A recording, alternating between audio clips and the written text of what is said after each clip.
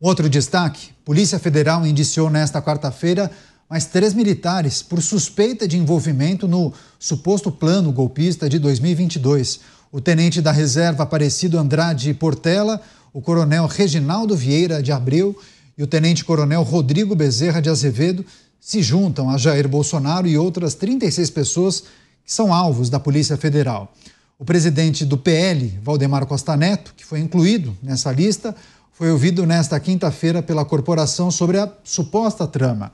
Segundo sua defesa, ele respondeu a todos os questionamentos do interrogatório, que durou cerca de 1h40. Vou começar essa com o Cristiano Beraldo. Beraldo, a gente fez uma ampla cobertura sobre o relatório da Polícia Federal, o indiciamento, e com quase 900 páginas, inclusive, Justiça enviou, inclusive, para a Procuradoria-Geral da República, que vai analisar todo o documento e as investigações da Polícia Federal. Parecia que o processo tinha terminado nesse processo de indiciamento, mas não. Agora, a Polícia Federal indiciou mais 3 militares e ainda teve essa oitiva com Valdemar Costa Neto. Para a gente compreender, terminou, mas não terminou, né? Sempre cabe mais um, Caniato. Esse indiciamento aí é um coração de mãe. E a gente precisa ter cautela na hora de analisar isso, porque não faltou tempo à Polícia Federal para fazer a investigação. Eles publicaram, divulgaram o relatório que foi encaminhado à Procuradoria-Geral da República, e se agora estão adicionando pessoas é porque o trabalho não estava concluído. Se não estava concluído, por que a divulgação? Por que a pressa? E aí começam, essa coisa que é bem típica brasileira, né? Você às vezes vê uma grande operação, mas aí na hora H descobre-se que o delegado não tinha o mandato para ir no 9º andar, ele só tinha para ir no 8º. Aí como ele apreendeu documentos no 9º que colocavam as pessoas na posição de culpadas, mas aquilo lá é ignorado porque o mandato não dizia. Esses detalhes técnicos que no final livram a cara de todo mundo. O fato é que hoje a gente vive um momento em que há uma grande disposição de colocar as nossas Forças Armadas numa posição de fragilidade. Há disposição de muita gente de ver as Forças Armadas, até com grande satisfação, ver as Forças Armadas numa posição de serem humilhadas. E isso é terrível para o Brasil. Não se pode misturar a atuação de figuras individuais que não tiveram apoio do comando das Forças Armadas como representante das forças. Não eram. Nada aconteceu no Brasil a partir da ação institucional das Forças Armadas. Então, as pessoas que tiveram algum tipo de ação contra a lei, em desacordo com a lei, que sejam punidas, investigadas, processadas e punidas se forem declaradas culpadas, mas que isso não se misture com as nossas Forças Armadas. Polícia Federal indiciando mais 3 pessoas no inquérito que apura o suposto esquema para dar um golpe de Estado no país. No total são 40 pessoas. Agora, Dávila, fica a pergunta, né? Se o processo está em curso, por que houve a divulgação daquele documento, inclusive divulgação para a imprensa, derrubaram o sigilo e já foi até enviado à Procuradoria-Geral da República? Se o processo está em curso, não seria mais prudente aguardar e encerrar toda a investigação e colocar todos os indiciados no documento? É verdade. Agora, esses 3 nomes que foram indiciados estão ligados ao que eu chamo do núcleo duro do ex-secretário-geral da Presidência da República, que é o general Mário Fernandes. Então é ali que está praticamente o centro do tal do suposto plano golpista. Então não é que está expandindo ou descobrindo outras pessoas, é tudo gente ligado a esse grupo, ou o Kids Pretos, ou a questão da Secretaria-Geral da Presidência da República. Então apareceram mais 3 pessoas aí para esse indiciamento. O importante, Caniato, agora é o trabalho da Procuradoria-Geral da República em separar o joio do trigo. Ou seja, o que é mesmo, o que tem de provas, fatos de um suposto golpe de Estado de uma minoria e o que é narrativa que não tem fundamento nenhum. Então é muito importante esse discernimento. E corroborando aqui com o que o Beraldo disse, não adianta querer arrastar as Forças Armadas para a crise ou acusar a instituição de golpista. As Forças Armadas, e os inquéritos mostram isso, tiveram um papel de guardião das instituições e da democracia do Brasil. Não aprovaram nenhuma aventura golpista. A instituição mostrou o seu comprometimento com a ordem democrática e o Estado democrático de direito. Não é porque a ação de alguns maus militares que pode se condenar uma instituição. Já são 40 indiciados pela Polícia Federal nessa investigação que apura o suposto esquema para dar um golpe de Estado no Brasil. Você, Mota, Polícia Federal indiciou mais 3 militares que se juntam àqueles 37. Esse caso representa um desafio. É um desafio investigativo, político, jurídico e lógico. Essas coisas todas se misturam. É evidente, se a Polícia Federal está investigando, eles devem ter algum motivo relevante para isso. Embora a gente sempre lembre da investigação sobre a baleia, eu nunca consigo tirar isso da mente, né? Então isso fica sempre lá, não é um detalhe pequeno, era uma baleia. Agora é preciso a gente entender até onde vai a liberdade de pensamento, a liberdade de expressão, até onde uma palavra, um pensamento, um desejo se torna crime. É preciso a gente entender se houve ou não houve crime. Eu vou dar um exemplo de um caso em que houve um crime. Ontem, ou anteontem, uma militar da Marinha, uma capitã de mar e guerra que estava num hospital do Rio de Janeiro participando de um encontro, ela levou um tiro na cabeça. Um tiro que veio de um confronto de traficantes com policiais numa comunidade próxima. Essa não é a única unidade militar no Rio de Janeiro cercada pelo narcotráfico. Eu quero saber quantas investigações vão ser feitas sobre esse episódio. Eu vou repetir, uma oficial das Forças Armadas, dentro de uma instalação das Forças Armadas, levou um tiro na cabeça. As Forças Armadas são as entidades responsáveis pela defesa do Brasil. Elas têm várias das suas unidades no Rio de Janeiro cercadas pelo narcotráfico. Eu quero saber qual vai ser a reação do Estado brasileiro, porque até agora a reação do Estado brasileiro foi suspender as operações policiais nessas comunidades, a menos que seja feito um planejamento, que seja dado aviso prévio. E aí o Rio de Janeiro se tornou refúgio para criminosos de todo o país.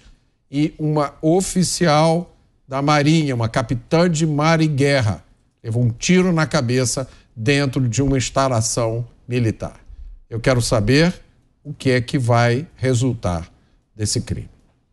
Agora você, Cristiano Beraldo, a gente já tratou disso em outras ocasiões, focalizando agora na figura de Jair Bolsonaro, dadas as circunstâncias, as informações que constam nesse documento da Polícia Federal, a tese que vem ganhando corpo e as muitas discussões que são feitas por juristas.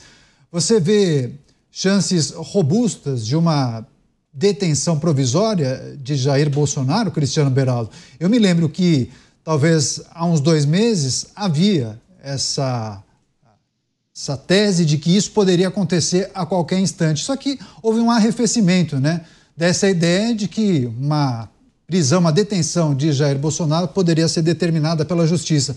São pequenas as chances disso acontecer, Beraldo?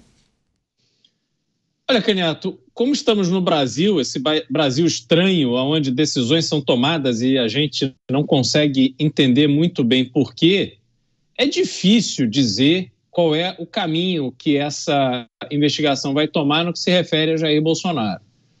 Me parece que, mesmo sem conhecer detalhes dessa investigação, que a possibilidade de prisão existe.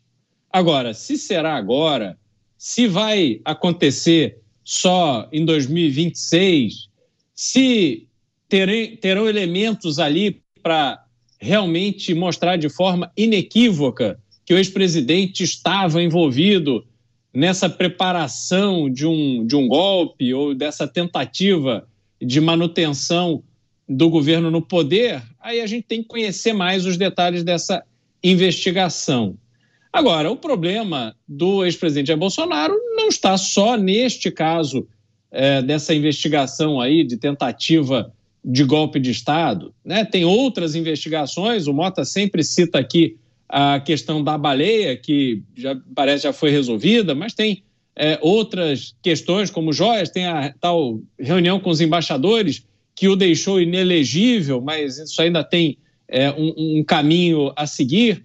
Então, são várias coisas, várias acusações, várias investigações que tem o presidente Jair Bolsonaro, o ex-presidente Jair Bolsonaro, no seu foco. E ele vai ter que se defender disso tudo. A gente precisa lembrar que o Jair Bolsonaro ele adotou uma estratégia num determinado momento de ataque.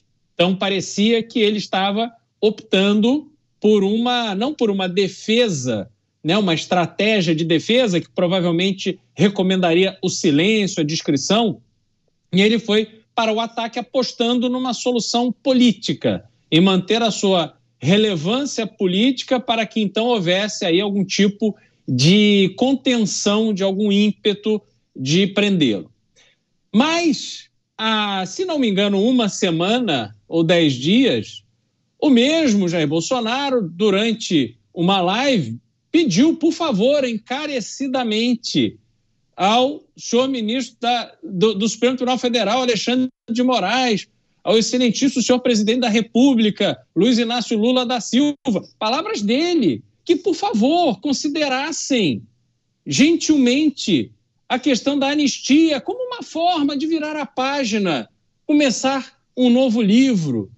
Então, assim, sinceramente, esse tipo de atuação meio dúbia, que uma hora está lá, parece que vai crescer, depois está, ora, por favor, veja bem, muito obrigado, dá licença. Eu não sei se dá para a gente entender qual é o caminho que o ex-presidente vai seguir, viu, Caniato? Para Dávila, quando a gente conversa com juristas, advogados, alguns dizem que dificilmente Jair Bolsonaro seria preso preventivamente. Porque eles falam que isso poderia reforçar a tese de perseguição e poderia torná-lo uma espécie de mártir. Tem isso? Eu concordo que é muito raro fazer uma previsão preventiva de um ex-presidente da República, porque isso é colocar mais lenha na fogueira no jogo político. Agora, é preciso, como eu disse aqui novamente, esperar as investigações da Procuradoria-Geral da República. É aí que eu acho que pode ser um divisor de águas.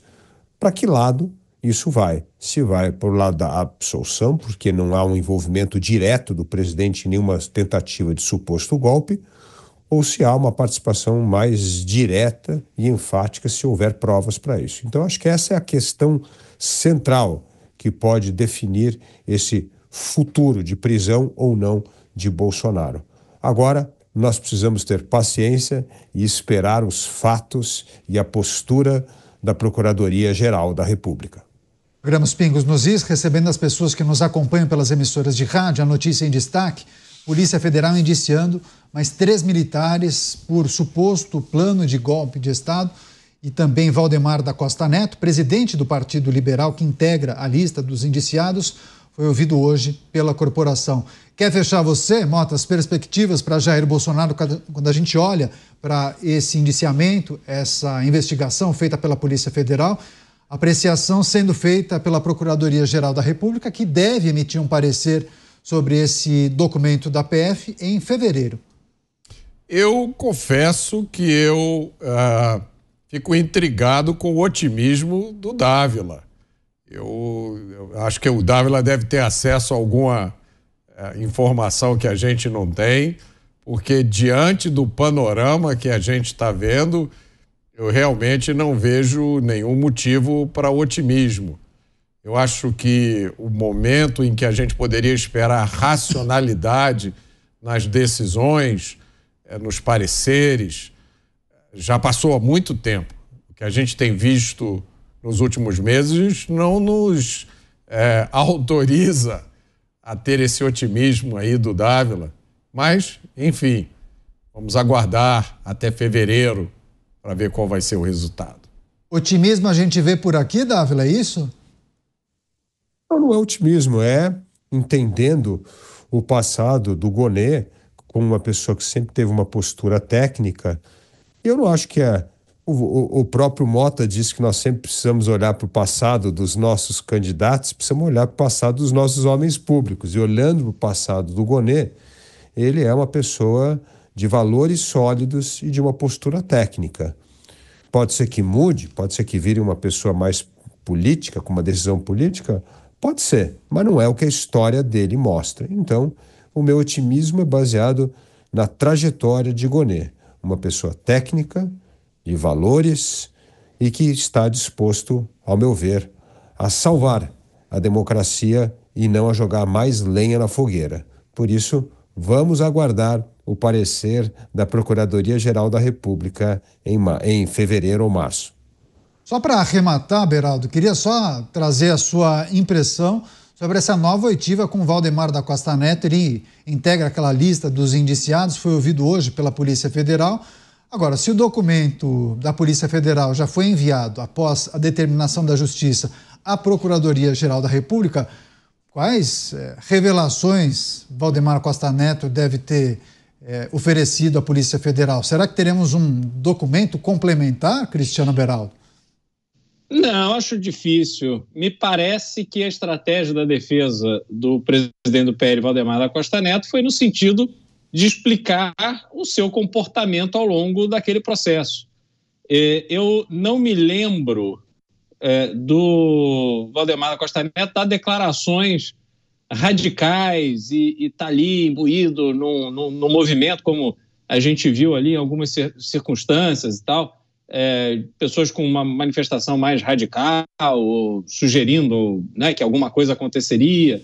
Eu me lembro, agora eu posso estar enganado, mas eu me lembro de Valdemar da Costa Neto sempre dando declarações no sentido de valorizar o passe que ele tinha comprado ali, que era Jair Bolsonaro no PL como uma grande força eleitoral e que o entregou em 2022, nas eleições de 2022, a maior bancada que o Partido Liberal já teve. Então, naturalmente, havia ali total interesse em defender o então presidente Jair Bolsonaro. Mas eu não acredito que ele tenha grandes revelações a fazer que possam comprometer tanto o ex-presidente ou outras pessoas que estavam ali no entorno. Agora, Dávila, só um outro aspecto que eu acho importante para que o nosso público compreenda, porque assim, semanalmente a gente tem uma informação, uma atualização quando a gente fala desse indiciamento, dessas investigações sobre o suposto plano de golpe de Estado. Como é que fica a política? Como fica o país em meio a essa investigação que, pelo visto, vai demorar bastante tempo, hein? Vai demorar bastante tempo, mas eu digo que a política, como o mercado, já precificou essa questão da crise política em torno desse indiciamento, né? É óbvio que se chegar lá na frente e for esses 40 indiciados presos, isso sim aumenta o custo político da instabilidade no país. Mas o custo político hoje é que provavelmente tem ali algumas provas sólidas, alguns vão pagar por isso e o resto vai virar página e continuar do jeito que está a briga de narrativas. Isso é o que o mercado da política está precificando no momento. Agora, se realmente quase todos os indiciados acabarem julgados e presos, isso vai ter um efeito muito maior. Mas a política vai, como você falou, é um processo que pode demorar 2 anos, 3 anos, pode. E agora, se entrar em 26, no ano eleitoral, com assunto pendente, isso sim vai criar enorme tensão política no ano eleitoral. E nós não podemos passar a impressão de que pode haver um tapetão, ou seja, utilizar o indiciamento ou os processos para retirar das disputas candidatos competitivos à presidência da República. Isso passaria uma imagem muito ruim do Brasil para o resto do mundo.